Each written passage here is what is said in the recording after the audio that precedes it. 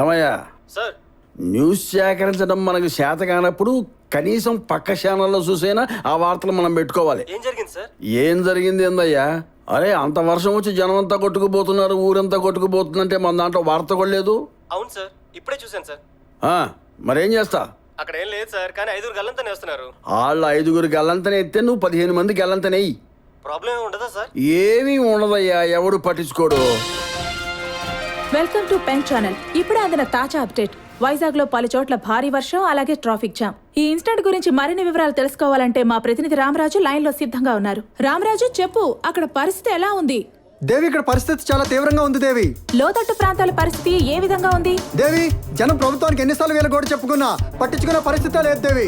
పలు చోట్ల traffic jam అయిందని తెలిసింది కదా రామరాజు? అవును దేవి, ఇక ట్రాఫిక్ చాలా ఎక్కువగానే ఉంది. మున్సిపాలిటీ వాళ్ళు చెత్త ఎత్తనంత కాలం పరిస్థితి ఎలాగే ఉంటుంది దేవి.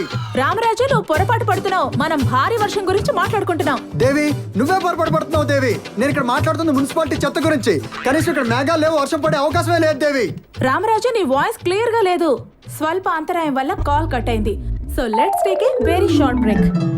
సార్, లైవ్ ప్రోగ్రామ్ చూసారా? చూశాను. ఆ రామరాజు గారికి మెంటల్ వచ్చింది సార్. వాడిని ఉద్యోగం నుంచి తీసేయండి. ఏం చేయాలి నేను చూసుకుంటాను, కానీ నువ్వు ముందెళ్ళి ఆ కుక్కల ప్రోగ్రామ్ చిచ్చి ఆ కుకింగ్ ప్రోగ్రామ్ చూసుకోపో. నీకు సరిపోయే కోటేసుకో. నువ్వు కోటేసుకున్నట్లు లేదు, కోటుకు నిన్నేసినట్టుంది. బయలుదేరి. న్యూస్ యాంకర్ అనగానే జుట్టు ఎర్రబోసుకోవటం, కోటేసుకోవటం.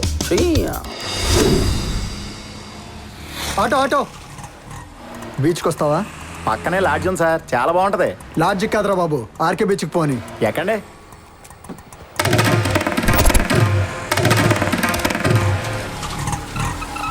ఏంట్రా ఇంత లేటు?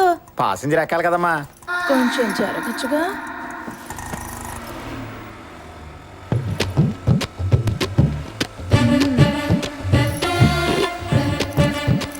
అనయ్య, అన్నీ మాట్లాడావా?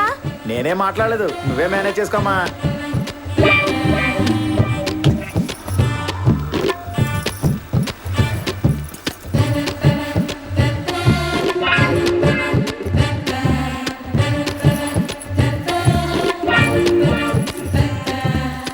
అయ్ బాబోయ్, అలా చూస్తారేంటండి? నేను అలాంటమైన కాదు.